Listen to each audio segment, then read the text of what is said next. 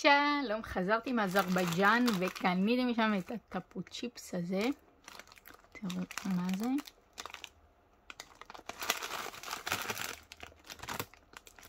טוב, אז אין לי מושג מה זה.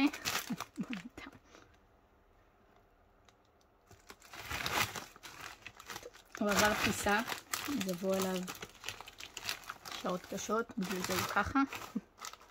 נראה לי שאולי זה שתייה או משהו. ככה נראה. טוב, בוא ניתן.